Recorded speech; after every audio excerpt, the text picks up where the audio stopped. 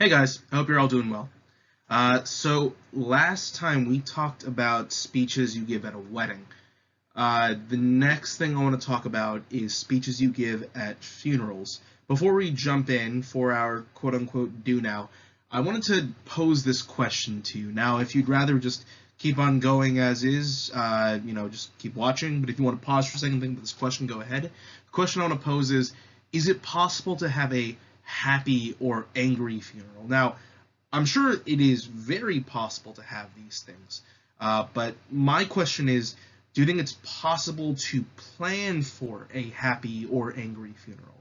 Uh, a lot of people might say, yeah, I can see happy. Angry is tough, though. People would, generally speaking, you would say, why should I be angry during a funeral?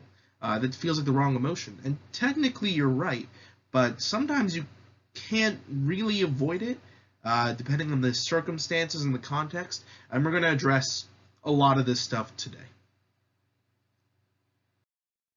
So, the main speech given at a funeral is a eulogy. Now, there are probably funeral toasts or remembrance toasts at the reception or whatnot, but generally speaking, the main speech at a funeral is the eulogy. And at a lot of funerals, it's the only speech.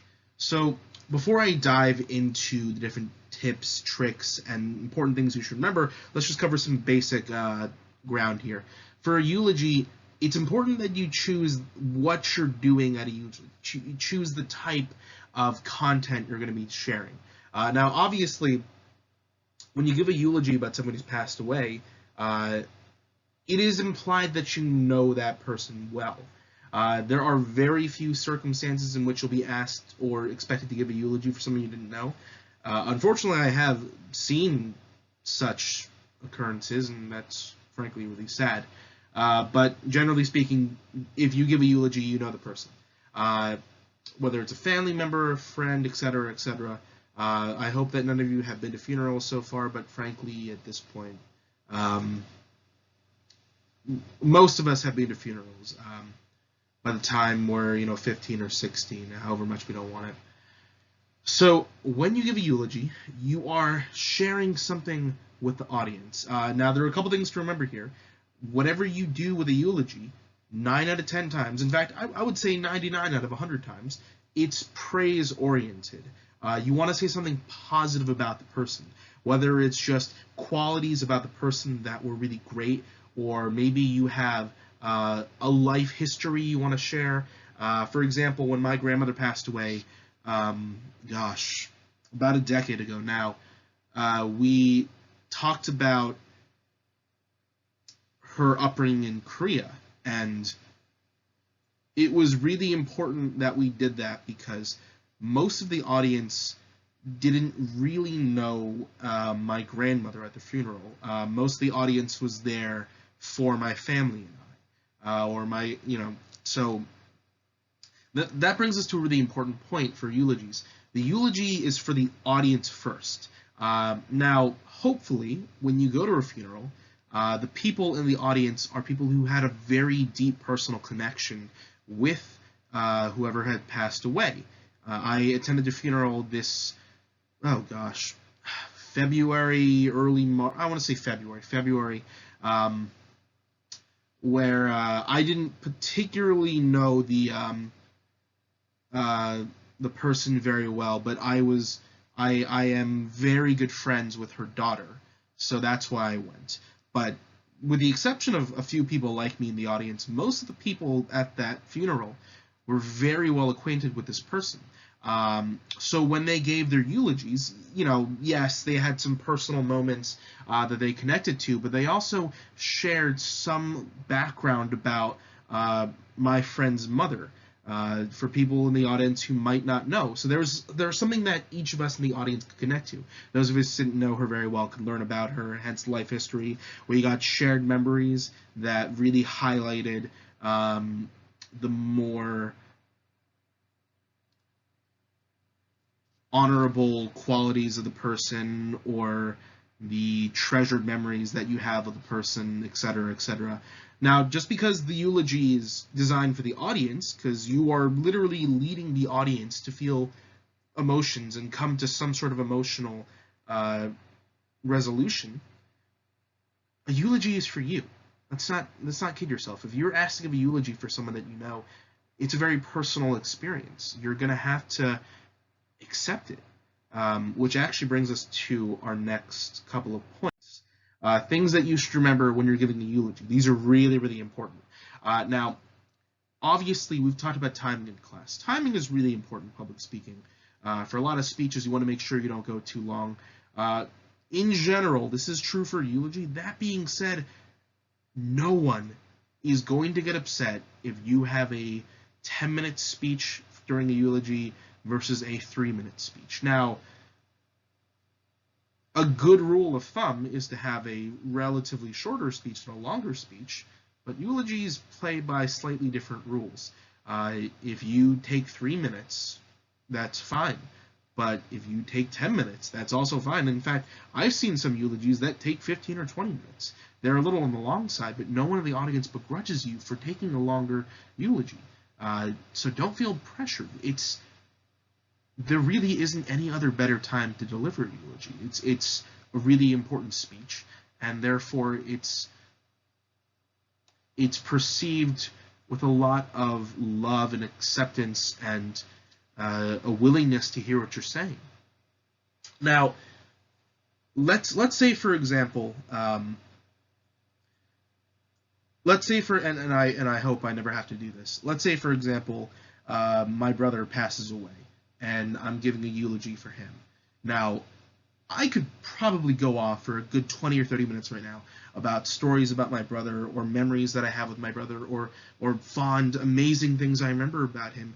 But here's the thing, even if I know it off the top of my head, even if I know it intrinsically in my heart, I am going to recommend, and I hope it would be recommended to me if I ever got to this point, that you should write it down. Even if you know you're going to know it, it's just so complicated. The day of, the actual environment and the setting during a funeral is so complicated and emotional and just heavy that you might forget, or you might lose something, and you might forget to say something, and in the heat and the moment of everything, you might be really upset with yourself afterwards, because you might think, man, I should have said that, and I just didn't. So write it down. No one is going to judge you for writing it down. Generally speaking, for other speeches, I would recommend you don't write down a speech, or at the very least, if you write down things for a speech, don't rely on reading it off the speech too much. For this, don't worry about it as much. It is very important that you write down what you want to say, even if it's just bullet points. Now, eulogies are very interesting because they're supposed to be heavy and light. Obviously, you're remembering someone who's passed away, you're sharing memories, but at the same time, a eulogy isn't, it's odd, it's ironic, because by the nature of what you're doing, a eulogy is sad. But at the same time, a eulogy is supposed to be light. They're supposed to be light to balance out the heavy. It's supposed to be happy and sad. Touching back to the do now really quickly, yes, there are points in a funeral where things have to be happy. It can't be ha ha ha, completely laugh out loud, Comedy Central type thing. But oddly enough, you are kind of expected to make people laugh during a eulogy. For the smallest reason of, let's remember who this person was, and let's celebrate that person. So yes, a eulogy has to be heavy and light. Now, this next part is really important also. We've talked in this class about emotion, and specifically using emotion. Now, what I mean by that is you can kind of fabricate emotions to suit certain points. I'm not saying you should lie to an audience or fake something, but sometimes you can exaggerate certain aspects and elements, and that's considered acceptable public speaking technique basis. But at the same time, with a eulogy, because the rules are different here, at least to some degree, you need to prepare for genuine emotion. Honestly, you're probably going to cry.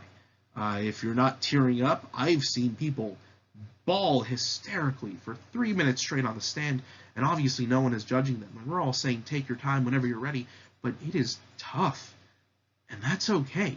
You don't have to be prepared to have it together during a eulogy. Uh, at the same time, you also shouldn't feel bad if you can't cry or you can't sob. That sounds a little silly, but I have been to funerals where people, you know, struggle to get their emotions out, and afterwards, you know, they kind of beat themselves up because they think, why didn't I cry? You know, this person meant a lot to me. You know, they're my father, they're my mother, they're my brother, they're my wife, my husband, my best friend. I'm not saying I've been to this many funerals. I'm just saying in general. You know, they're super important to me. Shouldn't I be crying? Shouldn't I be, you know, struggling a lot with this? It's okay, however you react to it. When I say you should prepare for genuine emotion, you should prepare for these things to happen. But you shouldn't like write down cues to specifically pause or to specifically cry or to specifically get angry. That's not how this works. A eulogy is probably the most genuine, real speech most people ever give in their lives. It is something that you plan for, but you can't really plan for. Um, Pausing is a very effective way to not really plan for something, but to either give yourself time to, you know, brace yourself for what you have to say, or on another level, just, you know, take a moment on the stand. This is a tough speech, and I don't expect you guys to, you know, be masters at it. You know, this is hard. I'm not gonna lie. It is very, very difficult. Even for people watching it, it's very difficult. Now, speaking of difficult, this leads us to something that unfortunately I have seen before, and you guys really need to be careful about. You have to be careful about Freudian slips. Now, a Freudian slip is when you're talking and you're saying something, and then you're kind of thinking in your head, "Oh man, I don't want to say this," or you have something in the back of your head that you don't intend to say, but because it's in your subconscious, it just kind of comes out, and you say it. Uh, and in other contexts, that might not be so bad, but at a eulogy, depending on what you're saying, that could be really bad. Now, let me explain. It's one thing if you're giving a eulogy and you have a Freudian slip about an embarrassing moment, but the embarrassing moment is funny and it resembles the person you're memorializing, and everyone sort of laughs. That's not that big of a deal. What I mean is things for contexts of the funeral. I'll give you an example. My father is a pastor, so I have attended a lot of funerals that he has given eulogies at, and guided and directed as a pastor. And obviously, I have seen a lot of different kinds of funerals.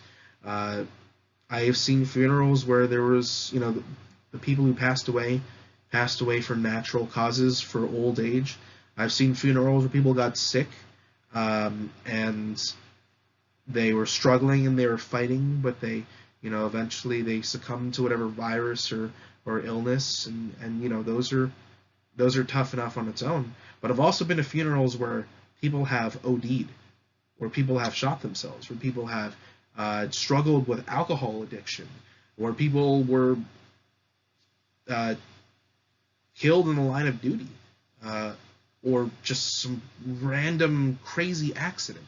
And honestly, those funerals are really hard to get through, especially. And I hesitate to say this because it's a really heavy topic, but frankly, you guys are adults. At least most of you are young adults. I think you can be mature with what I'm saying here. It's really tough to give a eulogy at a funeral when someone commits suicide. There are any number of reasons for this. One being a religious reason. In a lot of religions, suicide isn't looked at very fondly, which makes it really difficult to give a positive eulogy at a religious funeral. I've also been to funerals where people have taken their own lives, and the eulogy is even more heartbreaking because the people in the stand, as they're remembering these things and they're really getting into it, they say things like, and I promise I'm not making this up, I've literally seen this happen.